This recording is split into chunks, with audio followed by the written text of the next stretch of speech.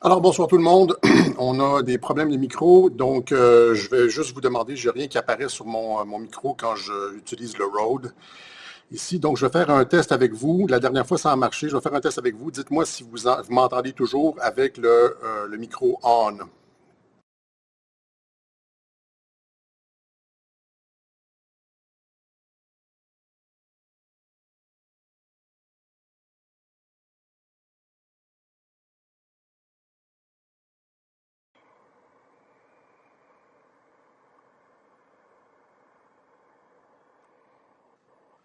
C'est oui ou c'est non? C'est comme un sur deux dit oui, l'autre dit non.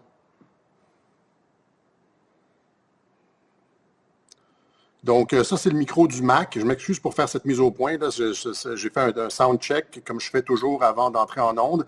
Le micro ne fonctionnait pas. J'ai fermé mon truc, j'ai ouvert. J'ai fermé l'ordinateur, j'ai ouvert. Et là, oui.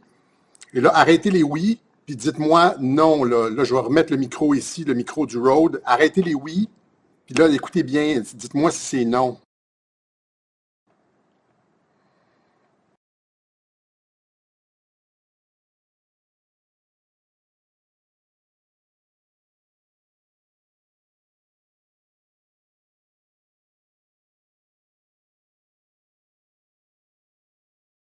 OK, le micro écoute. Bon. Fait que ça va être ça aujourd'hui. On va juste avoir le micro du Mac, mais je suis quand même habitué à la présence du micro devant moi, donc on va le laisser ça là. C'est dommage, on va devoir probablement changer de micro après 3-4 ans d'utilisation. Je ne sais pas pourquoi ça ne fonctionne pas. Ça fonctionne sur la machine ici, c'est juste qu'il n'y a pas de feedback ou quelque chose comme ça. OK. Donc, on va peut-être faire ça un peu plus court aujourd'hui. J'ai eu malheureusement moins de temps pour me préparer pour ce web journal-ci. Comme vous le savez, ceux qui étaient sur Twitter, on a eu des problèmes de médias sociaux avec d'autres personnes et on a dû régler ça. Ça nous a consommé une partie de notre temps. On ne peut pas vraiment l'éviter. Des fois, ça arrive et puis on ne va pas rentrer là-dedans. Mais j'ai juste quelque chose à dire sur, encore une fois, je vais vous donner mon interprétation de ce qui se passe avec Trump, notamment cette visite en Chine que tout le monde, les médias français nous présentent, les médias en général, plus la dissidence française nous présentent comme un échec absolu. Genre, Trump est allé là-bas en position de faiblesse et s'est cassé la gueule essentiellement. Xi lui a manqué de respect et tout et tout.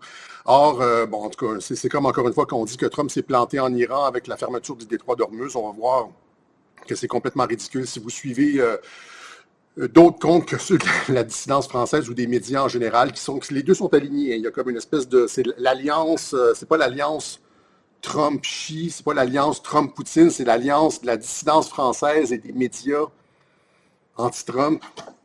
Et donc, si vous suivez autre chose que ça, vous voyez que Trump est en train de reconfigurer complètement la carte du monde. C'est ça, il y a les deux bras dans le cambouis et il est en train de réorganiser toutes les relations internationales.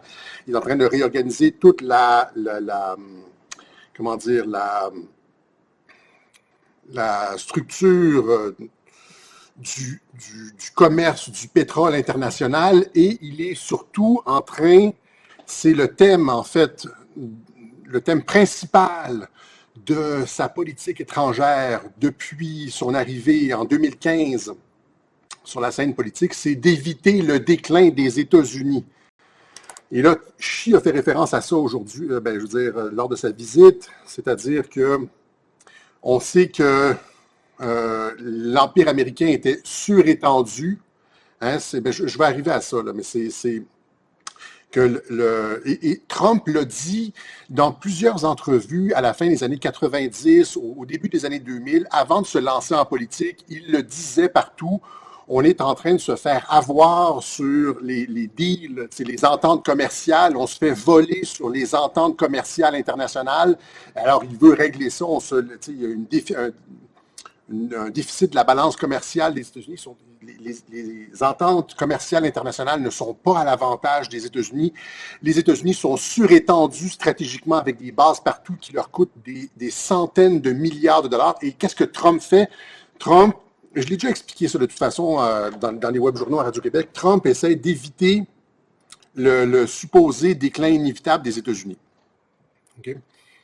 Donc, notamment en réglant toute la question du déficit commercial, et en ramenant les troupes à la maison. C'est ça, hein, America First, c'est-à-dire on se concentre sur la construction des États-Unis au lieu d'aller construire des pays comme l'Irak, etc., aller faire du nation building ailleurs dans le monde, alors que nos infrastructures tombent en ruine. Ça a toujours été ça, Trump.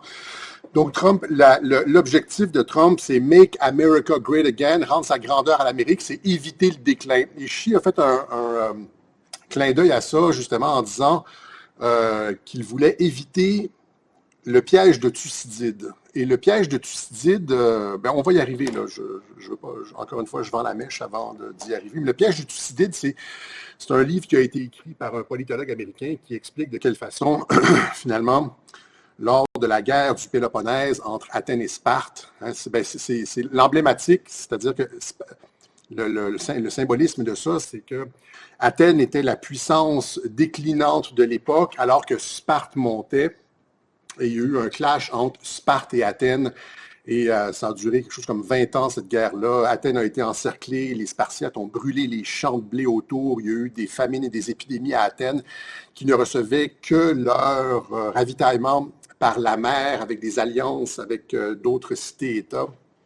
Et finalement, Athènes a perdu. Et donc, c'est le piège de Thucydide, c'est comme un peu le piège d'Athènes, c'est-à-dire que les puissances, et c'est comme ça en relations internationales, c'est naissance et déclin des grandes puissances, n'est-ce pas? C'est-à-dire que les grandes puissances, les empires naissent et finalement déclinent, et il y a une logique à la naissance et au déclin des grands empires. Et c'est par exemple Rome ou par exemple l'Empire ottoman, etc. Les empires deviennent surétendus.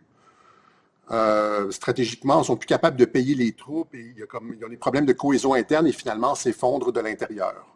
OK? Et donc, ce que Xi a dit finalement, et là, il y a comme des personnes partout là, dans les médias et Asselineau et d'autres personnes dans la dissidence qui disaient que Xi s'est moqué de Trump. Non, ce que Xi a dit, c'est qu'il fallait éviter le piège de Thucydide afin d'éviter le clash États-Unis-Chine et d'avoir un jeu à somme positive. C'est-à-dire que finalement, au lieu d'avoir un clash entre une puissance déclinante, les États-Unis, que Trump essaie de sauver, hein, tout ce qu'il fait, c'est essayer de sauver, d'éviter l'engrenage du déclin.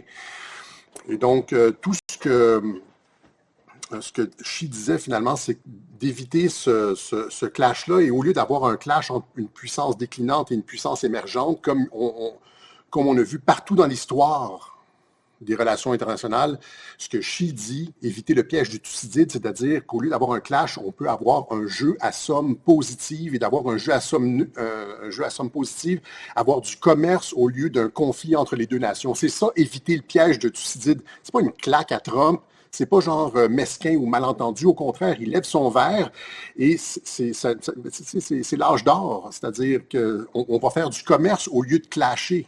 C'est ça! C'est ça qu'il dit. J'espère que vous comprenez. Voilà, donc, on va sortir. Voilà.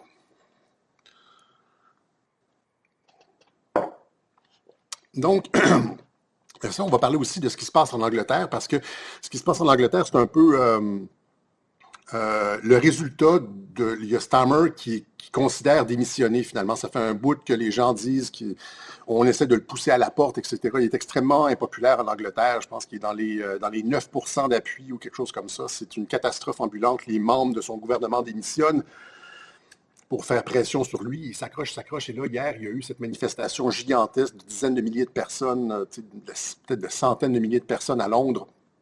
Et là, il considère, avec toutes les démissions, le fait qu'il ait perdu les municipales, il considère maintenant démissionner. Et ça, la démission de Starmer, qui est un pion mondialiste, c'est un peu comme le Macron. Il est pire que Macron, en fait. Il est encore plus woke que Macron. Là. Il couvre des gangs de viols. C'est épouvantable. Là. On en a parlé à Radio-Québec. Et il s'accrochait au pouvoir. Et c'est le résultat d'une entreprise de révolution colorée, essentiellement. Là. Initié par Trump dès son arrivée au pouvoir, qui s'est joué sur les médias sociaux avec volonté de l'Angleterre de censurer les États-Unis qui disaient non, si vous censurez, on met un terme au deal, et puis cette espèce de partie de bras de fer en Europe, là, en Europe de l'Ouest, en Allemagne, en France et en Angleterre, surtout en Espagne, au sujet de la censure, parce que, je l'ai déjà expliqué, la seule façon que les mondialistes ont pour se maintenir en poste, c'est en utilisant une censure, plus les tribunaux pour écraser leur population.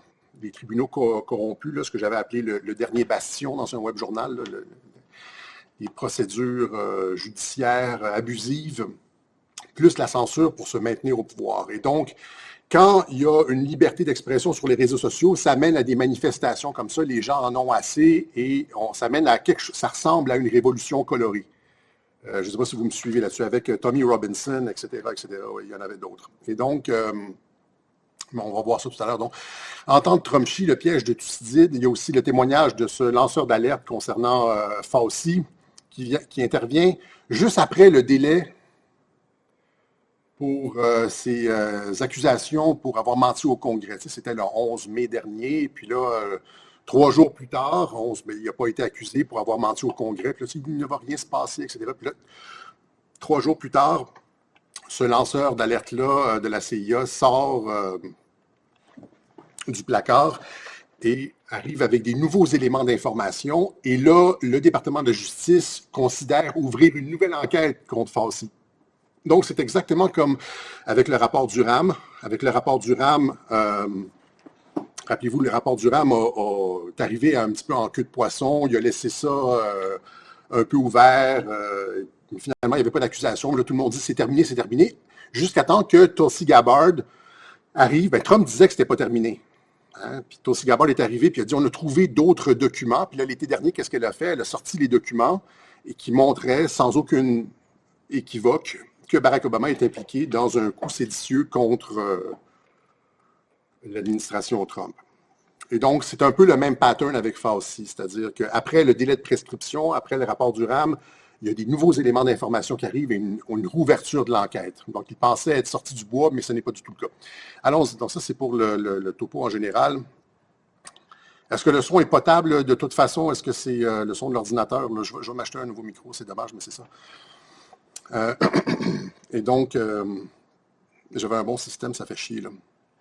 Mais donc, en tant que Trump-Chi, ça fait longtemps que j'explique les relations, les bonnes relations, ça fonctionne, c'est potable. OK, merci. OK, ça dépend, je pense, ça dépend si on est sur un cellulaire ou si on est à la télévision. Il y a des gens qui m'écoutent à la télévision. Et donc, 10-4. OK. Donc, j'ai expliqué, ça fait longtemps que Trump a d'excellentes relations avec Xi et qu'il y a un respect absolu entre les deux, malgré des différends commerciaux ou stratégiques. Okay? On a expliqué tout ça, notamment le fait que Xi a été le premier, en fait, ça fait des...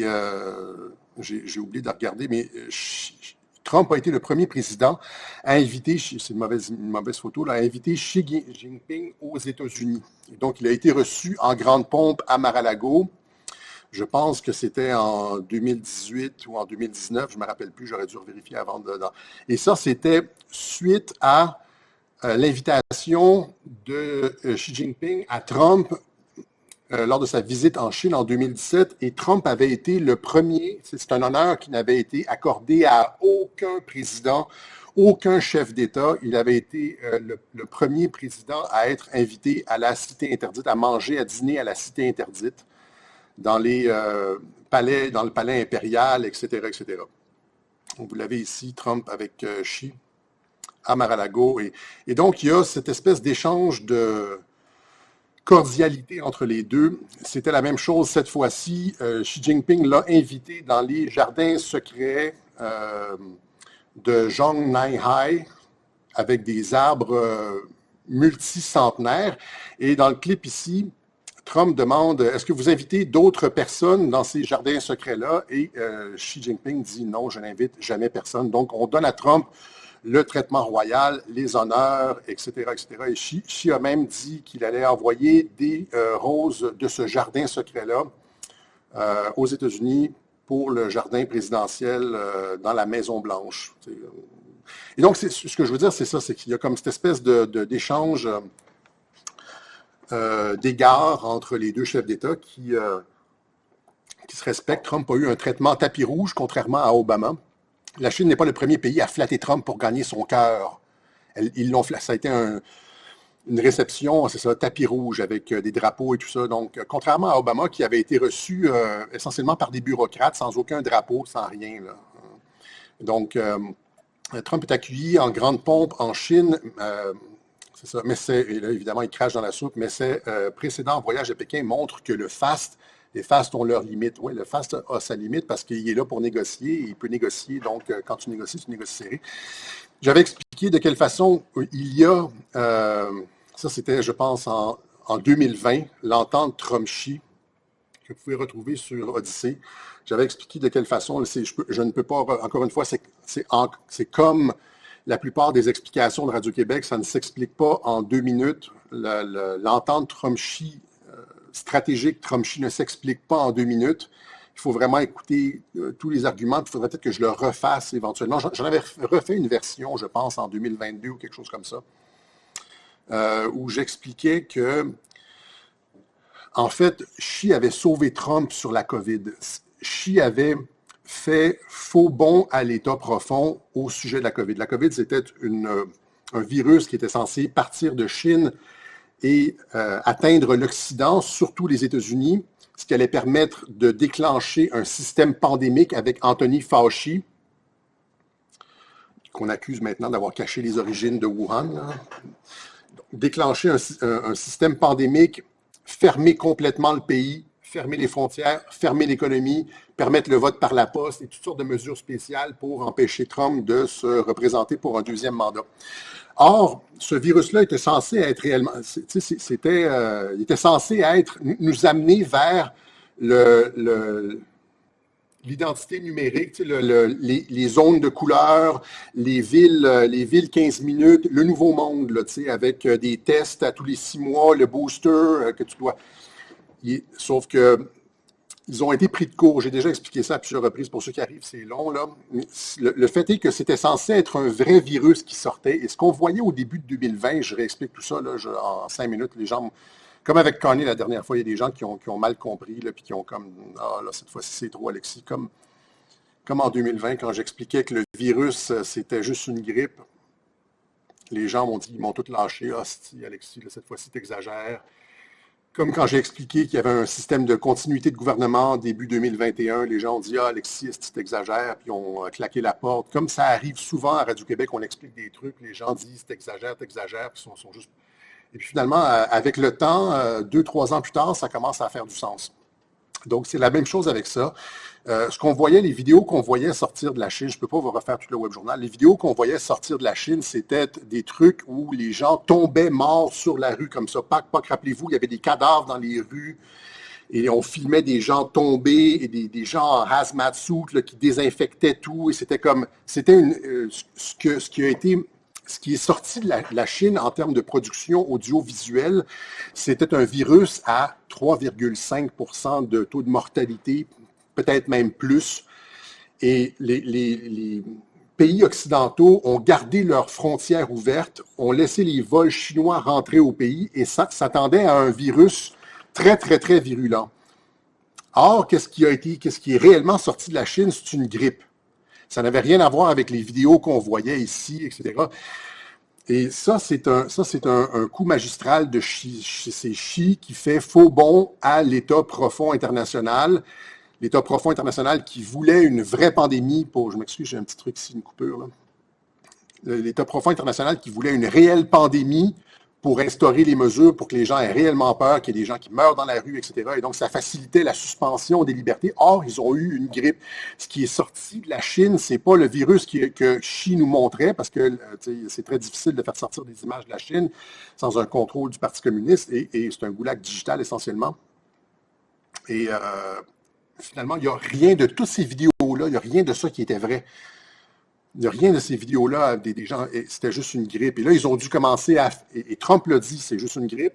Et là, ils ont commencé à falsifier les chiffres, à faire, à les classer COVID, même s'ils sont morts d'autre cause, parce qu'ils n'avaient pas leur pandémie qu'ils étaient censés avoir, que la Chine avait montré. Et donc, ça, c'est l'entente Trump-Xi. Encore une fois, je ne peux pas expliquer ça en 5 minutes. Ça prend un web journal complet avec des captures d'écran, avec des explications logiques. Sinon, les gens vont décrocher, encore une fois, comme d'habitude à Radio-Québec. Mais par la suite, donc, ce que je veux dire, c'est que Trump a fort probablement été averti par Xi. En fait, c'est le thème ici. Il a été averti par Xi de cette trahison de l'État profond, notamment de Justin Trudeau, de l'objectif de cette pandémie-là. Et donc, en contrepartie, Trump a aussi signé des ententes avec les talibans pour le retrait d'Afghanistan. Il a essentiellement donné l'Afghanistan à la Chine parce que ceux qui sont rentrés en Chine, quand les Américains sont sortis, ceux qui sont rentrés en Chine, en Afghanistan, ce sont les Chinois. L'Afghanistan, c'est un des pays les plus stratégiques en Asie. C'est une forteresse naturelle au milieu. Je pense que ça touche à 7, 8, 9 pays, des frontières communes avec 7, 8, 9 pays. Et peut-être, en tout cas, je ne sais pas exactement, beaucoup de pays. Et c'est une position élevée en termes de stratégie. En termes stratégiques, c'est une forteresse et avec un contrôle des terres avoisinantes et riche en minéraux, avec aussi comment on pourrait dire, une capacité de projection de la force, notamment sur la route de la soie avec la Chine. Donc, c'est un peu comme un échange de bons procédés. Les États-Unis Trump se retire d'Afghanistan, laisse ça à la Chine dans la reconfiguration des rapports géopolitiques mondiaux. On voit que ça a du sens. Les États-Unis se retirent, se concentrent sur la reconstruction des États-Unis, mettre un terme à la surextension stratégique qui mène au déclin des grandes puissances, ramène les troupes à la maison, fait un cadeau à Xi. Xi a fait un cadeau à Trump avec la pandémie. Et donc, il y a cette espèce d'échange de bons procédés entre les deux depuis un certain temps. C'est ce que j'essaie d'expliquer. Et ça a continué cette fois-ci. Maintenant, je ne pense pas que ce qu'on a entendu quelques annonces. On a entendu, oui, ça se rend jusqu'à l'Ukraine, la route de la soie. Ben oui, la route de la soie, c'est comme c'est les conquêtes de Gengis Khan, c'est l'Empire mongol. Ça se rend, c'est ça, ça se rend de Shanghai jusqu'à Varsovie. Hein, c'est essentiellement ça. Et donc, tout ça pour dire que, encore une fois, l'essentiel des discussions nous échappe probablement. Il y a eu quelques annonces, parce que tu dois annoncer, il a amené avec lui les géants de la technologie, Apple, Elon Musk, etc., Nvidia et tout, là, pour faire du commerce, parce que c'est ça le truc. Éviter le piège de Thucydide, c'est éviter un clash militaire entre les grandes puissances qui mène au déclin de l'une et à l'émergence de l'autre, et avoir un jeu à somme positive. Et tout de suite après la rencontre avec Trump, il y a Poutine qui se pointe en Chine lui aussi. Donc, quelques jours après le sommet de Trump à Pékin, Poutine rencontrera le président chinois. Vous voyez, c'est comme les portes coulissantes, là. Et ils sont en train de s'entendre sur un certain nombre de choses, sur le partage du monde. C'est un Yalta, mais sans photo. Poutine attendu à Pékin immédiatement après Trump. Donc, mais c'est pour ça que je dis que la teneur des discussions nous échappe probablement. OK? Cependant, il a annoncé que la Chine allait je m'excuse, je suis stressé à cause quand j'ai un problème technique, ça commence comme ça, là. Il a annoncé que la Chine allait acheter du pétrole américain, des céréales et des avions Boeing. Donc, accord entre Trump et Xi pourrait relancer les exportations énergétiques américaines vers la Chine. Et là, ici, Trump affirme que la Chine a accepté d'acheter du soya, de l'énergie et des avions Boeing. La Chine va acheter du pétrole américain pour satisfaire son appétit insatiable, a déclaré Donald Trump, nous dit CNBC. Donc, et en plus de ça, Xi a promis de ne pas envoyer d'équipements militaires à l'Iran. Et ça nous fait rebondir sur l'Iran. Donc, les États-Unis vendent du pétrole à la Chine. Et là, regardez le grand jeu. Regardez le jeu. Je dépasse un peu Promethean Action. Je vous suggère encore une fois d'aller écouter son émission du 13 avril. Elle est excellente. Elle explique de quelle façon le blocage du détroit d'Ormuz met en échec la Grande-Bretagne. Elle est encore une fois excellente et tape dans le mille là-dedans, mais c'est plus que ça. C'est-à-dire que, moi, j'élargis ça un peu. Regardez l'ensemble de ce que Trump a fait. En commençant par, parce qu'il y a un ordre à tout ça, avec le Venezuela. Donc, tu rentres au Venezuela, tu t'entends avec le nouveau gouvernement, tu retires Maduro qui va venir témoigner probablement dans des procès sur le vol de l'élection avec les machines Smartmatic, etc. Il est probablement dans une villa avec sa femme en train de siroter un martini, là. Un peu comme Julian Assange. Rappelez-vous, quand on parlait de Julian Assange, les gens disaient « Non, Alexis, il est en train de mourir dans la prison de Belmarsh. » Non, non, non, pas du tout. Là, il était sous protection américaine, et puis probablement dans un safe house, etc. etc. On a expliqué ça, on ne reviendra pas là-dessus, mais c'est probablement la même chose avec Maduro. Il est sous Et donc, tu revitalises les relations américano-vénézuéliennes au sujet du pétrole, tu redonnes des droits d'exportation, des droits de forage aux compagnies américaines. Finalement, bref, étant donné que les États-Unis ont quitté l'Afghanistan parce que c'est dans la zone d'influence de la Chine, on se partage le monde, là. Étant donné que les États-Unis ont quitté l'Afghanistan, la Russie et la Chine ont laissé le Venezuela, qui maintenant exporte vers les États-Unis. Donc, les compagnies américaines prennent le crude, le pétrole brut vénézuélien, le raffinent aux États-Unis et ont du pétrole à vendre. C'est les compagnies américaines qui en bénéficient. Donc, ils ont du pétrole, les États-Unis ont du pétrole à vendre. Trump a libéralisé l'export, comment je peux dire, c'est quoi le mot, là? La prospection pour le pétrole a fait exploser la production pétrolière américaine, on pourrait dire, entre guillemets, acquis le pétrole vénézuélien. Et là, ils ont du pétrole à vendre. Et donc, ils ont du pétrole à vendre, comprenez-vous? Ils ont beaucoup de pétrole à vendre, ils ont le pétrole vénézuélien, etc. Et donc, à quoi sert le blocage du détroit d'Ormuz? Pensez-y rapidement, là. C'est que les Iraniens ne vendront pas leur pétrole et c'est les Américains qui vont vendre leur pétrole. Ils ont maintenant un surplus avec le Venezuela. Et là, ils peuvent vendre. Et là, qu'est-ce qu'on voit? On voit partout les exportations de pétrole américain atteignent des niveaux records. La fermeture du détroit d'Ormuz redessinant la donne commerciale. Comprenez-vous un peu pourquoi la fermeture du détroit d'Ormuz avantage tellement les États-Unis? C'est pas juste, comme le disent le Kokinda, qui met en échec la Grande-Bretagne, qui contrôlait le détroit d'Ormuz avec l'État profond iranien, plus Lloyd's of London pour le fait d'assurer les bateaux et tout ça. C'est vrai, tout ça, c'est vrai. Mais c'est le blocage du détroit d'Ormuz permet aux États-Unis parce que les gens s'approvisionnaient là, et là, ça permet aux États-Unis d'exporter eux-mêmes. C'est pas du tout un échec, là, vous comprenez? Les exportations de pétrole américain explosent. Et ça ici, c'est vrai. Les exportations américaines de carburant atteignent un niveau record alors que la crise d'Ormuz redessine les flux énergétiques mondiaux. Les gens vont s'approvisionner, au lieu de s'approvisionner dans le détroit d'Ormuz, les pays du détroit d'Ormuz, l'Iran, etc. L'Iran ne vend pas son pétrole, là. Ils vont s'approvisionner aux États-Unis. Alors, pensez-y rapidement, là, les gens qui pensent que Trump fait une erreur, puis c'est la catastrophe, etc.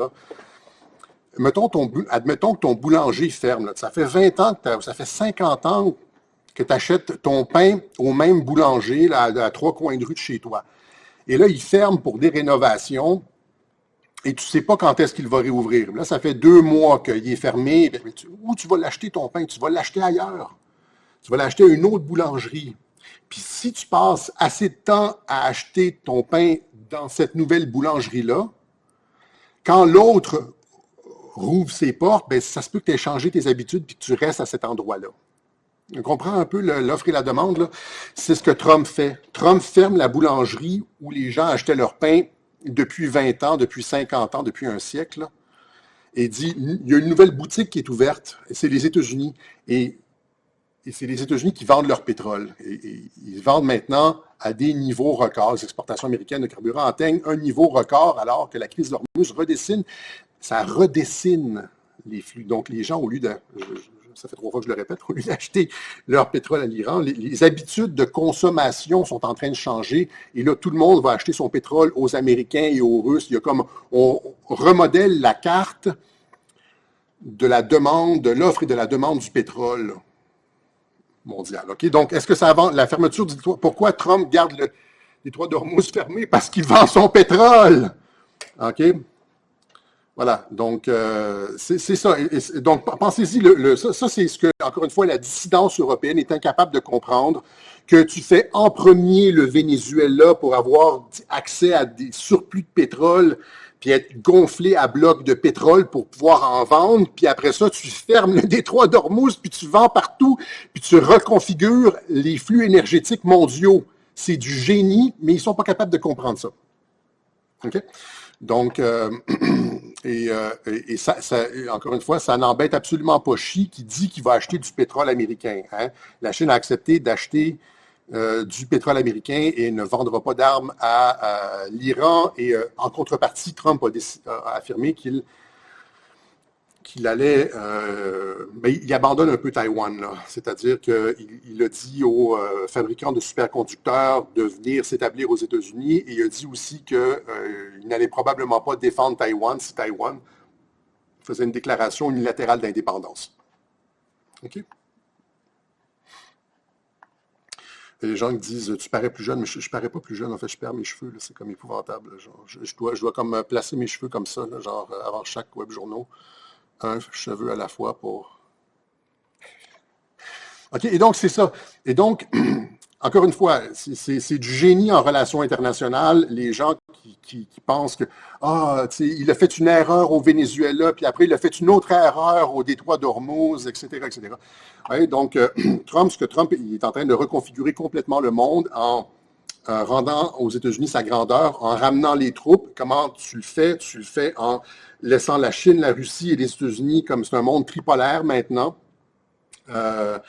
avec chacun sa zone d'influence qui empêche les conflits. La Russie et la Chine ont évacué le Venezuela et Cuba. Trump a évacué l'Afghanistan puis il va laisser Taïwan, etc., etc. L'Ukraine, ils vont laisser l'Ukraine aussi. Là, il a affirmé, et Trump et Poutine ont dit les deux que la guerre d'Ukraine était sur le point de se terminer, ou allait se terminer rapidement.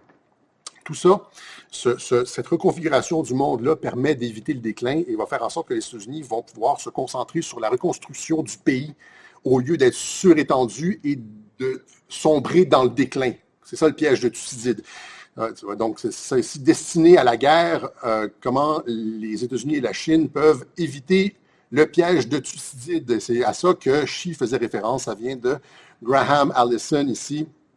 Voilà, donc la guerre du Péloponnèse. Ça, c'est un des premiers textes qu'on étudie en relations internationales. Moi, je me rappelle quand j'ai commencé relations internationales à l'UQAM, je pense que le premier livre, genre Relations internationales 101, c'était la guerre du Péloponnèse de Thucydide. C'est un général athénien qui a vécu la guerre du Péloponnèse et qui l'a décrite et puis qui parle des différentes stratégies. Donc, et ça ici, vous avez aussi un autre livre, un incontournable en relations internationales qui s'appelle La montée et le déclin des grandes puissances de Paul Kennedy. Donc, ça qui explique justement, c'est un peu le même truc, c'est-à-dire la surextension stratégique et l'endettement qui fait en sorte que ça s'effondre, la perte de cohésion interne qui fait que ça s'effondre. Il y a ça. La montée et la descente des grandes puissances. Et il y a le livre que j'ai mentionné dans le dernier web journal, Soft Power de Joe Nye. Ça, il y a aussi le Clash des civilisations de Samuel Huntington qui sont comme parmi les gros livres de référence en relations internationales. Donc, qu'est-ce que le piège de Thucydide nous dit le Figaro international? Cette théorie américaine reprise par Xi Jinping, eh bien, il nous le dit ici. Donc, la citation exacte de Xi Jinping, c'était « La Chine et les États-Unis peuvent-ils surmonter le piège de Thucydide et instaurer un nouveau paradigme dans les relations internationales entre les grandes puissances? » Évidemment, la réponse est oui, parce que Trump a déjà commencé ça. Je l'explique, depuis 2015, « Make America Great Again », là, c'est ça, c'est éviter le piège de Thucydide. C'est ça l'essentiel de Make America Great Again. On ramène les troupes à la maison. C'est pour ça que je dis que ça ne plaît pas à Israël, ça ne plaît pas une certaine faction en Israël qui voudrait avoir les troupes américaines pour régler leurs problèmes dans la région. Trump dit non, Israël va s'entendre avec ses voisins de sorte qu'on puisse retirer nos troupes pour éviter le piège de Thucydide. Pour éviter le déclin des États-Unis, pour pouvoir Make America Great Again, on doit ramener les troupes. Je l'explique 1000 fois, c'est comme Pour pouvoir amener les troupes, il faut qu'Israël soit en paix avec ses voisins. Okay? Et paradoxal, c'est intéressant parce que dans une entrevue, là je fais une parenthèse avec ça, là, dans une entrevue à 60 Minutes, que j'ai pas fait traduire par les soldats traductrices, j'étais comme trop coincé dans le temps aujourd'hui avec le problème de micro et tout, Netanyahou dit justement qu'il s'entend de mieux en mieux avec les voisins et puis que les pays arabes, au lieu d'être belliqueux face à Israël, veulent des ententes commerciales, etc. Et donc, on est dans 100% dans les accords d'Abraham et dans la normalisation des rapports entre Israël et ses voisins. C'est ça qu'on veut. Hein? On ne veut pas un 21e siècle de pleurs, de larmes et d'enfants tués, et de guerres et de bombardements sans fin. On veut finalement la normalisation des rapports et un monde apaisé. Il me semble que c'est une super belle vision, ça. Salam, shalom, whatever, pour tout le monde. Et donc, je vous montre le clip, il n'est pas traduit, mais je vous montre Netanyahou qui dit qu'il s'entend de mieux en mieux avec ses voisins. En fait, que les voisins veulent des ententes commerciales devant le journaliste de 60 Minutes, incrédule. Mais c'est ça. C'est ça qu'on veut. Là, oubliez sa face de boucher, là, écoutez ce qu'il dit. I now see the possibility of the expansion and the deepening of the agreements we do have to alliances with Arab states of the kind that we never even dreamed of. There is concern rising. Donc, des alliances avec les pays arabes comme on n'aurait jamais pu l'imaginer. On est sur le bord d'entente avec les pays arabes comme on n'aurait jamais pu l'imaginer. Et ça, c'est grâce au leadership de Donald Trump. The Gulf monarchies that it will not allow and does not want Israel to exercise strategic dominance over the Middle East. So has any of this been jeopardized? I'm hearing different things. I'm hearing the fact from Arab countries, which I won't get into. All of them? No. But some of them, and I never heard that before, let's strengthen our alliance with Israel because... Donc, on entend, pas de tous les pays arabes, mais de beaucoup de pays arabes, on entend maintenant des choses qu'on n'a jamais entendues auparavant. C'est-à-dire qu'au lieu d'être belliqueux face à Israël, renforçons nos liens avec Israël. Ouais, donc, ça continue comme ça. Ça continue comme ça. C'est 1 minute. C'est un clip à 60 minutes. Et c'est très, très, très encourageant. Je veux dire, si on veut évidemment sortir de ça, sortir de la paix, sortir c'est le discours de Riyad de Trump, n'est-ce pas? Donc, ce qu'on entend de la bouche de Netanyahou, Trump l'a annoncé il y a comme 1 an, lors de son discours de Riyad. On s'en va vers ça. Okay? Donc, c'est ça, le piège de Thucydide, c'était où, là? C'était ça. Donc, éviter le piège historique du conflit inévitable entre la puissance montante et la puissance déclinante. C'est un jeu à somme positive et coopération au lieu de conflit. OK? Donc, est-ce qu'on comprend qu'on s'en va? Sauf, évidemment, tout le monde a bien compris, sauf Asselineau qui dit « Xi déclare suavement que Trump que la Chine va supplanter les États-Unis. » Et cacher une épée derrière un sourire. C'est tellement malhonnête intellectuellement. François Asselineau fait que c'est des records. On va appeler le livre des records Guinness pour genre le plus grand nombre de sophismes en un tweet. C'est épouvantable. Sa position sur Trump est absolument épouvantable, alors que les États-Unis sont en train de quitter l'Allemagne, retirer les troupes, comme on le voudrait, que Trump est son allié principal contre les mondialistes, Starmer, Macron, etc. Il le voit. C'est incompréhensible. Sa malhonnêteté intellectuelle est absolument incompréhensible ici. Et donc, tout ça pour dire que ça nous amène en Europe à Starmer. Donc, Starmer qui considère, on nous dit ici, après les manifestations, montrons les manifestations. What a beautiful sight. Fully loaded. Look at that, people. It is insane. Absolutely insane up here. Donc, des dizaines de milliers de personnes. Il y a plusieurs, je suis tombé sur un clip, mais il y avait comme plusieurs clips qui montraient des vagues humaines, des marées humaines, ce qui a fait en sorte qu'on a entendu sur le Daily Mail que, Dan Hodge dit, selon mes sources, des sources qui indiquent que Keir Starmer a décidé de se retirer, mais à ses conditions. Donc, finalement, il lâche le morceau. Kirill Dmitriev l'avait prédit ici, donc exactement comme prédit, c'est-à-dire le 24 mars dernier, le tweet d'en bas, là, il cite un tweet, le tweet d'en bas, le 24 avril dernier, Kirill Dmitriev dit « Démission de mai pour Starmer ». Son cabinet et les députés travaillistes se retournent contre lui après une défaite catastrophique du Labour aux élections locales du 7 mai. Et là, le 7 mai, ça c'était, il avait prédit une défaite catastrophique pour Starmer aux élections municipales du 7 mai, et c'est exactement ce qui s'est passé. Où est-ce que je l'ai? Ici.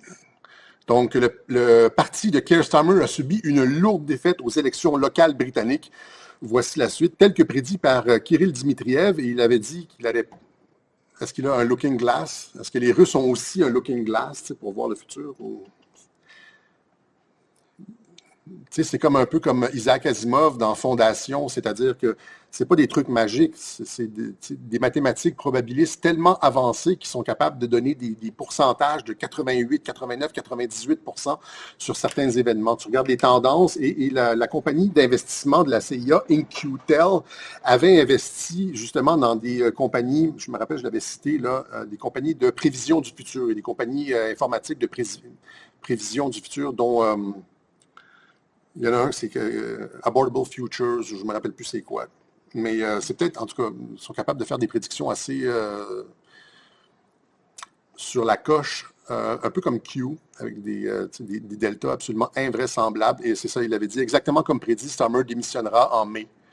Les Patriotes l'ont fait, the Patriots did it. Et là, donc, il dit, les Patriotes l'ont fait, c'est des Patriotes comme Tommy Robinson, ce gars-là qui a fait de la prison à plein de reprises, qui se tient debout depuis plus de 20 ans, surtout sur l'immigration, sur les gangs de viol,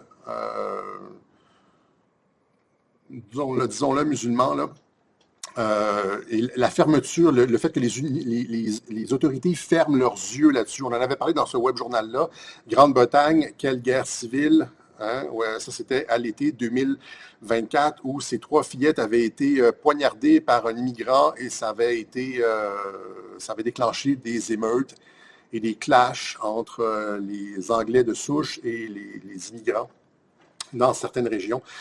Ça, c'était en 2024. On sentait la guerre civile en Angleterre. C'était sous Keir Starmer. Et qu'est-ce qui s'est passé quand Trump est arrivé? Quand Trump est arrivé, et même un peu avant, et rappelez-vous le web journal asymétrique ici, où est-ce que j'avais expliqué que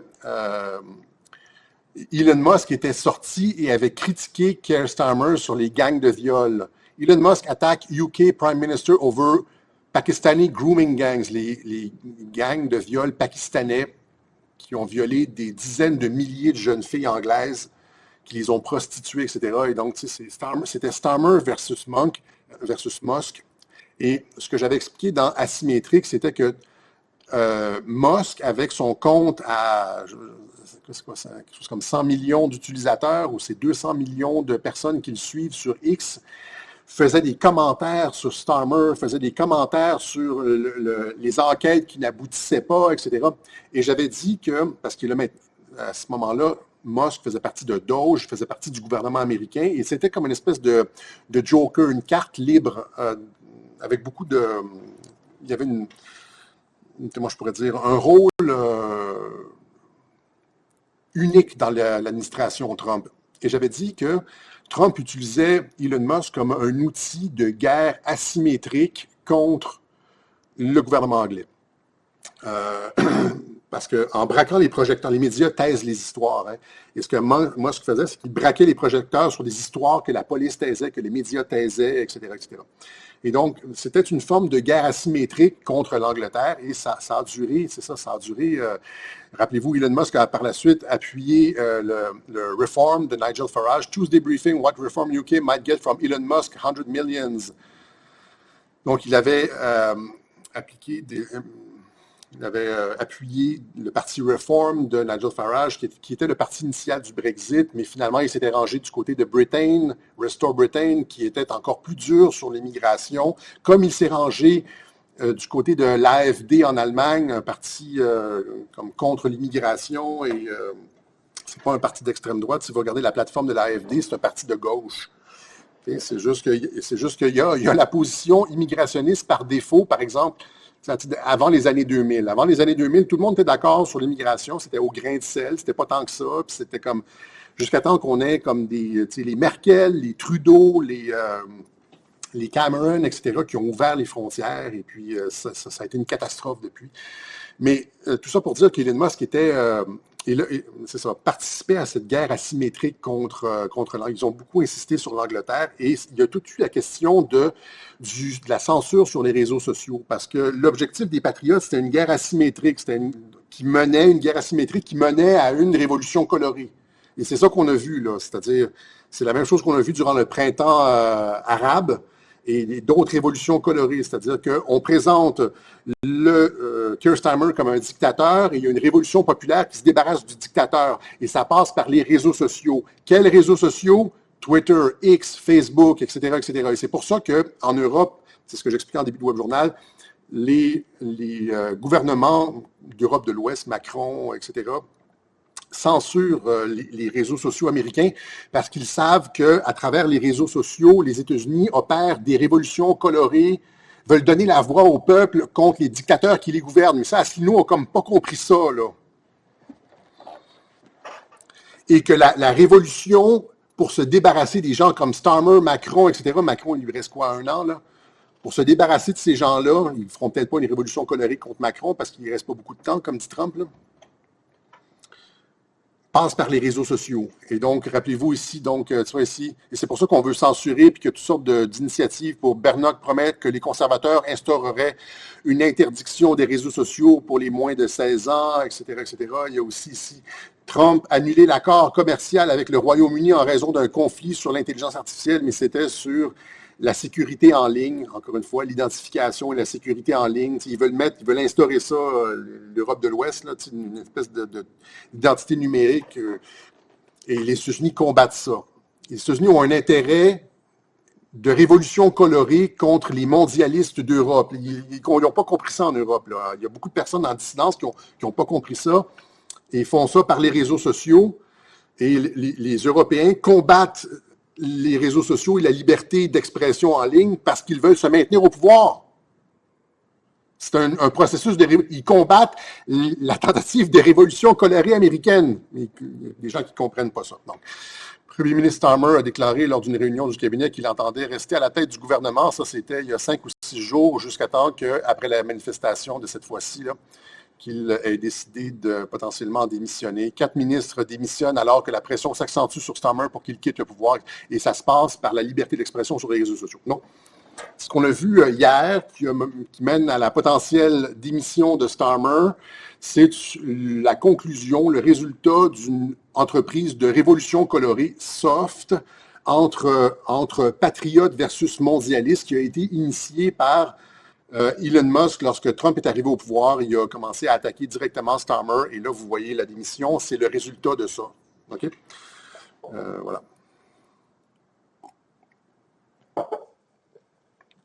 OK? Et maintenant, on va terminer avec ça ici. Ça fait déjà 50 minutes. Mais c'est ce que j'expliquais en début de Web Journal. Donc, les gens disaient « Ah, il ne s'est rien passé avec les arrestations de Fauci. Le 11 mai, c'était la date prescrite, blablabla. » Et il y a aussi la question du pardon et tout ça. Mais là, il y a ce lanceur d'alerte qui est apparu devant le Congrès et qui a... on va nous épargner les clips, les multiples clips que vous avez sûrement vus de toute façon sur... mais il a expliqué finalement que le virus, que les gens savaient que le virus venait du laboratoire de Wuhan, mais que ça a été délibérément, de façon complètement intentionnelle, occulté par Anthony Fauci. Et quand la CIA est arrivée dans les bureaux de la santé publique aux États-Unis, Fauci les a menés en bateau et a demandé à ce que les chercheurs mentent. Et donc, il dit que tout ça est intentionnel. Et donc, c'est ce que je vous expliquais le Web Journal dernier. Les gens disaient, Alexis, ouais, c'est demain le 11, Fauci, il n'y aura pas d'accusation. Je disais, non, il n'y aura pas d'accusation. Vaut mieux qu'il y ait des accusations autres qu'avoir menti au Congrès. Vaut mieux que ce soit des accusations de haute trahison, n'est-ce pas? C'est ce que je disais la semaine dernière. Et là, ce que les affirmations de ce lanceur d'alerte-là montrent, c'est que Fauci était une des pièces maîtresses de la tentative de coup d'État contre Trump. On en a parlé de la tentative de coup d'État, révolution colorée aux États-Unis, contre Trump avec la prise du Capitole, etc. On fait passer ça sur les patriotes. Finalement, c'était les antifas et les... Et donc, et en partie, ouais, des agences de renseignement qui voulaient se débarrasser de Trump, mais et donc, Fassi est une pièce maîtresse de cette révolution colorée-là contre Trump. Et là, encore une fois, c'est haute trahison. Et il ne semble pas que le département de la justice soit importuné par le fait que Fassi ait reçu un pardon, parce que il faudrait que je revérifie, mais à l'époque où on avait donné le pardon à Fassi, il me semblait que j'avais fait les recherches et puis que le pardon ne s'appliquait pas pour les cas de haute trahison. Et donc, tu sais, Fassi a menti devant le Congrès. OK, il y a un pardon pour ça. Il a déjà reçu un pardon pour ça, pour avoir menti devant le Congrès. Quand Joe Biden est parti, il y avait déjà un pardon. Ça ne servait à rien, le 11 mai, ça ne servait à rien de faire des accusations parce que Fassi avait déjà reçu un pardon pour tous ces mensonges de la part de whatever Joe Biden. Okay? Si l'autopeine, encore une fois, n'est pas challengée, mais même si l'autopeine n'est pas challengée, le truc, c'est que pour haute trahison, pour avoir tenté de destituer un président dûment élu, il n'y a pas de pardon possible. Ça ne s'applique pas. Je l'avais montré à l'époque. Et donc, que c'est la voie que tu veux utiliser, n'est-ce pas? Donc, c'est ce que j'expliquais au dernier webjournal et c'est ce que ce lanceur d'alerte-là arrive. Il dit donc que c'était intentionnel, Fassi fait partie du coup, etc. Le ministère de la Justice envisage de nouvelles poursuites pénales contre le Dr Anthony Fassi, malgré la grâce présidentielle accordée automatiquement par Biden et les prescriptions acquises. Ça veut dire que c'est probablement, si c'est malgré, c'est probablement parce que c'est une question de haute trahison. Whistleblower Fassi steered CIA away from lab leak expert. La CIA est venue savoir qu'est-ce qui se passait avec ce truc-là et Fassi a dit non, allez regarder ailleurs. Ça n'a rien à voir avec la fuite dans le laboratoire, c'est le pangolin, n'est-ce pas? Parce qu'il voulait destituer Trump. Okay? Donc, c'est exactement comme, je l'explique en début de webjournal, le rapport Durham qui est tombé un peu à l'eau. Les gens disaient, il ne se passera rien. Puis là, tout d'un coup, Tulsi Gabbard nous sort les preuves irréfutable de la trahison de Barack Obama parce qu'ils ont découvert une nouvelle cache de trucs. OK? Donc, vous comprenez, c'est un peu le même pattern. Il y a un truc qui tombe à l'eau, mais on arrive à quelque chose de beaucoup plus fort. OK? Donc, je pense qu'on va laisser ça ici. Donc, c'est ça. Vous voyez, il y a eu cette nouvelle du fait que la CIA avait perquisitionné les bureaux du DNI, Director of National Intelligence, de Tulsi Gabbard. Et donc ça fait partie de, quand cette nouvelle-là est sortie, ça faisait partie de cette guerre à l'intérieur des institutions, hein, et du fait aussi que, mais là, on nous dit, donc, normalement, ça aurait jeté le discrédit sur la CIA, mais ça a fait comme pas mal de bruit quand c'est arrivé il y a 2 semaines, mais là, on nous dit, question clé après le démenti du directeur du renseignement national concernant une perquisition de la CIA. Il dit, non, il n'y a pas eu de perquisition, etc. Mais ça n'a pas empêché Mike Flynn, que nous saluons, comme à tous les webjournaux, que nous respectons beaucoup. Vous le savez, on parle de Mike Flynn presque à tous les webjournaux pour les gens qui nous accusent de ça, là. On le défend contre Stanislas Berton. Nous sommes d'excellents soldats digitaux. Nous avons un respect absolu pour Mike Flynn. Et à chaque fois que quelqu'un parle mal de Mike Flynn, je le bloque. Il y a des gens qui essaient de me faire passer pour quelqu'un qui déteste Mike Flynn. Alors que, genre, en tout cas, whatever. Et donc, Mike Flynn qui dit ici, pouvons-nous encore réduire la CIA en 1000 morceaux? Ça, c'est une phrase de JFK qui disait que le problème aux États-Unis, c'était la CIA qui avait métastasé puis qui était hors contrôle, qui avait plus de supervision du Congrès sur la CIA. Et JFK a dit qu'il faudrait frapper, il faudrait casser la CIA en 1000 morceaux. Il avait été assassiné quelques semaines après. Et là, ici, Flynn qui dit la même chose. Et c'est un thème récurrent, la refonte des agences de renseignement. À la fin du mandat de Trump, la CIA va fort probablement avoir été refonte, réorganisée dans une nouvelle agence de renseignement. Peut-être pas maintenant, là, peut-être pas avant les élections de mi-mandat, mais dans la deuxième partie de son mandat, c'est probablement ce qui va se passer parce qu'ils n'ont pas arrêté d'enlever des morceaux à la CIA. Ils ont enlevé les opérations spéciales à la CIA, on en avait parlé en 2020. Ils ont enlevé le contrôle satellitaire à la CIA. Ils ont mis des personnes à la retraite. Tu sais, ça fait partie quand ils ont coupé le USAID, ils ont mis des gens de la CIA à la retraite. Il y a un programme de mise à la retraite prématuré, etc., etc. L'objectif, c'est de faire disparaître ou de reformer complètement la CIA. Et ça fait partie de ça. Ce genre de nouvelles-là, c'était peut-être une infox pour mal faire paraître la CIA et demander, encore une fois, à son démantèlement. Voilà. Donc, on va terminer avec ça ici, finalement. Hein, le Jour national de la prière, aujourd'hui, les États-Unis qui sont l'administration Trump de son deuxième mandat, qui est je veux juste encore une fois, parce que, encore une fois, la charge contre Trump vient surtout des chrétiens en France. Il y a les chrétiens, les cathos qui ne comprennent pas et qui attaquent Trump. Il y a juste rappeler qu'ils disent qu'il est contrôlé par les Israël, etc. On a démantelé complètement cet argument-là. C'était quel web journal? C'est il y a 2 semaines, là? Bon, c'est le web journal avant Carl Zero, là. C'est l'autre. C'est quel web journal? Non, c'était La Colombe de Tel Aviv, voilà. Donc, on a démantelé complètement cette idée-là. Je pense, si vous voulez, comme des arguments sur Trump contrôlé ou non par Israël, par Netanyahou, là. Alors qu'il retire les troupes de la région, etc. Mais donc, il y a des gens qui croient dur comme fer là-bas, en Europe. Et je voulais juste mentionner encore une fois qu'il n'y a jamais eu dans l'histoire des États-Unis une administration aussi chrétienne que ça, ouvertement chrétienne. Et les démocrates s'en plaignent beaucoup en disant, genre, la religion n'a rien, ils ont le principe laïque de la religion, on devrait être un pays neutre, la religion n'a rien à voir avec l'administration de l'État, blablabla. Or, c'est j'avais montré les tweets du département du travail. C'était comme genre autour de Noël, là, c'était One Nation Under God, et puis c'était partout. Là, c'est un message de Marco Rubio qui dit, c'est un message de 4 minutes, je l'avais à quelque part ici, mais je ne l'ai pas, j'ai comme des fois, oui, c'est ça, je l'ai, ok, allons-y avec... Mais je vais juste montrer quelques extrêmes, ça vous donne le ton. Il dit, les États-Unis sont une nation chrétienne, ça a été fondé par des personnes qui priaient Dieu, etc. C'est un message extrêmement chrétien. C'est préoccupant pour les gens qui sont laïcs, mais c'est la réalité de l'administration Trump. On this day, 2.5 centuries ago, our forefathers gathered for the second time in as many years for a national day of fasting and prayer. The resolution of the Continental Congress called on the 13 colonies to humble themselves in preparation for the coming war. The founders were not naive men. They had no guarantees of victory. They knew God. This is who we are. It is who we have always been. America is still a young nation measured against a record of history.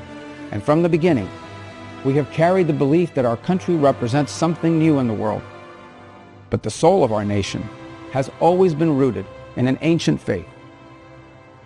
C'est la prière avec le drapeau. C'est la Bible avec le drapeau américain. C'est la Constitution américaine avec la Bible. C'est ça le thème. Il ramène ça. Et là, ici, on a le président Donald Trump qui dit aussi que si le gouvernement du Niger ne continue à laisser les chrétiens se faire massacrer, qu'il va y avoir une opération militaire contre...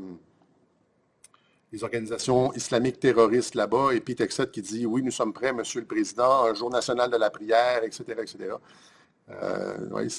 Et ce sont les ministères, ce sont les départements qui sont ouvertement chrétiens. Il y a 250 ans, jour pour jour, nos ancêtres se sont réunis pour une journée nationale de jeûne et de prière. Aujourd'hui, il y a 250 ans, donc ça fait partie des fêtes du 250e, et ils raffirment leur foi. Il n'y a encore une fois, les chrétiens en Europe qui critiquent les États-Unis prierait le bon Dieu pour avoir quelqu'un comme ça à la tête de la France. Imaginez, c'est inconcevable dans la République maçonnique, laïque, là, ce genre de truc-là. Ils auraient les larmes aux yeux, mais Trump, c'est l'ennemi. C'est comme ils ne comprennent pas. Et ça vient avec aussi un gigantesque retour de la foi aux États-Unis. On a montré les chiffres. Partout chez les jeunes, il y a comme un retour dans les églises, un retour de la foi, etc. etc. Et donc, c'est énorme parce que c'est un pays qui est... C'est un peu devenu comme Sodome et Gomorrhe, les États-Unis, et puis c'est le pays de la porno et de la décadence et de n'importe quoi, finalement. Et là, ils sont en train de retourner complètement ce bateau. Et donc, c'est comme quand Poutine est arrivé à la tête de la Russie, il a ramené la foi chrétienne, il a fait des déclarations publiques, il est allé dans les églises orthodoxes, il a montré, et il y a eu un retour de la foi en Russie. Nonobstant Pierre Hillard qui dit que c'est pas possible parce que les États-Unis ont été fondés sur un truc maçonnique et donc il ne peut pas y avoir rien de bon qui sort de là, c'est comme... Nonobstant ce genre de conception-là, il y a énormément de chrétiens aux États-Unis et le pays est en train de se retourner. Voilà. Alors, c'est ça, c'est ce qu'on avait pour vous aujourd'hui. Je vais juste vous montrer autre chose avant de se quitter.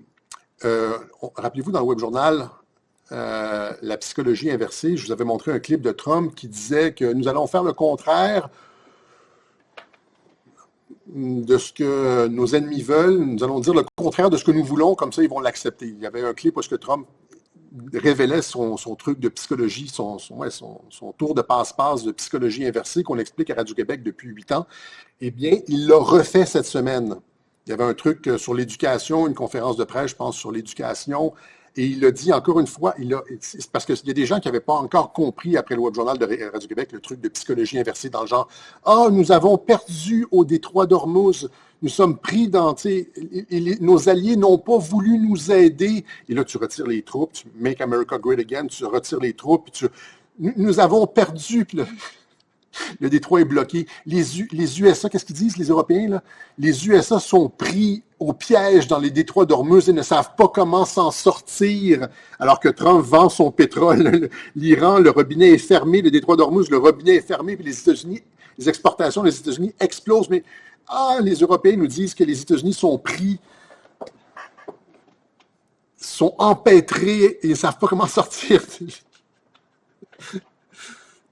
du détroit d'Ormuz. En ce qui concerne Trump, il pourrait rester fermé pendant une autre année. Je ne sais pas si vous comprenez, là. C'est lui qui vend le pétrole maintenant. C'est le boss. Non. Ça, c'est la psychologie inversée. Nous avons perdu, mais en fait, tu vends ton pétrole. Ils ne comprennent pas ça. Mais en tout cas, tout ça pour dire qu'il fait un autre clip de psychologie. Pour ceux qui n'avaient pas compris, ils ont refait un clip. Well, they suffer from Trump derangement syndrome, to be honest. They don't even know what they're looking at. They can't even see straight. But I have a new way out. I'm going to propose something the opposite of what I want, and we will have massive amounts of legislation. No, just all I have to do is say, we will not build the wall, and they'll come in as an diabolical plan. Alors, la stratégie, c'est de dire « We will not build the wall ». Puis si tu dis « Nous ne voulons pas un mur », nous ne voulons pas un mur à la frontière. Les démocrates vont dire, oui, nous avons besoin d'un mur. Et c'est comme, nous avons perdu dans le détroit d'Ormuz, les Alliés nous ont abandonnés. Voilà. Et donc, pour ceux qui n'avaient pas compris, c'est encore une fois très clair. Et après ça, c'est ce qu'on a montré là, c'est ce qu'on appelle, ce qu'on fait à Radio-Québec, l'activité principale de Radio-Québec, c'est de la reconnaissance d'un pattern. De la modélisation. On regarde les récurrences, on fait comme c'est du rationalisme platonicien. On regarde les formes éternelles, on pourrait dire. On regarde les invariants de la politique de Trump depuis 8 ans. Il y a des invariants.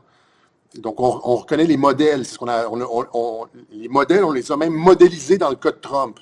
Et donc, là, j'ai un clip d'Anthony Robbins. Vous connaissez peut-être Anthony Robbins, c'est le conférencier motivateur. C'est un gars qui a comme une influence énorme aux États-Unis. Et il est passé cette semaine au Patrick Bet-David podcast et il a expliqué justement l'importance de la reconnaissance des patterns.